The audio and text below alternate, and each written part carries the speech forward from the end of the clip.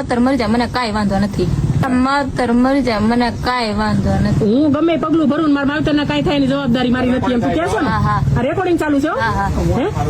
હિન્દુ મુસ્લિમ પ્રેમ લગ્નનો વિવાદ એનો વિડીયો સોશિયલ મીડિયામાં વાયરલ થઈ રહ્યો છે, જેમાં એક છોકરીએ એવું કહ્યું છે કે મારા મા બાપ મરી જાય ને તો પણ મને કોઈ વાંધો નથી.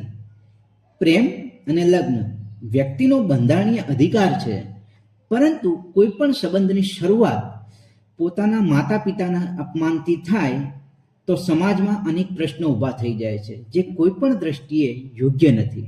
જો ખરેખર આ છોકરીએ આવા શબ્દો બોલ્યા છે અને આ વિડીયો વાયરલ થયો છે એ પ્રમાણેના, તો એ વિચારવા જેવું છે કે તે માત્ર એક પરિવારનો નહીં પરંતુ સંસ્કાર, જવાબદારી અને માનવીય સંબંધોનો પણ વિષય બને છે. કોઈ પણ નિર્ણય લેતા પહેલા માતા પિતાની લાગણીઓ, તેમના વર્ષોના ત્યાગ અને સમાજ પર પડતી તેની અસરો વિશે પણ વિચારવું. આપણી વચ્ચેના મતભેદો જે છે, વૈચારિક મતભેદો છે, એ વિષય અલગ છે અને જે વ્યક્તિગત પારિવારિક સંબંધો છે એ પણ અલગ છે. હવે એક પુરુષ માટે કે એ છોકરા માટે પણ કહેવાનું છે કે જે છોકરીએ પોતાના માતા પિતા માટે આવા શબ્દો વાપર્યા હોય કે જો મારા મા બાપ મરી જાય તોય મને વાંધો નથી. હવે જે દીકરી એના મા બાપની સગી નથી થઈ એ કાલે તારી શું સગી થવાની છે?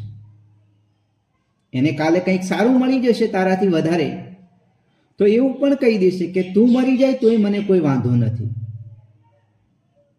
બસ કેવું એટલું જ છે કે પ્રેમ કરવો, લગ્ન કરવા એ બંધારણીય અધિકાર છે, પરંતુ માતા પિતાનું અપમાન કરવું એ કોઈ પણ દ્રષ્ટિએ યોગ્ય નથી. એમના વર્ષોનો ત્યાગ, એમ તમારી પાછળનું લાલન પાલન પોષણ, તમારી પાછળ જે એમણે વેઠ્યું છે એના બદલામાં ભલે તમે એમના કહ્યામાં નથી રહેતા, પરંતુ એટલી તો તમારામાં લાગણી અને સભ્યતા હોવી જોઈએ કે હું મારા માતા પિતા વિશે શું બોલી રહ્યો છું. મરી જાય તો એ વાંધો નથી એટલે આ કઈ હદ કહેવાય? ખરેખર બહુ દુઃખદ કહેવાય, જ્યાં ફ્રીડમનો, સ્વતંત્રતાનો બહુ દુરુપયોગ થઈ રહ્યો છે.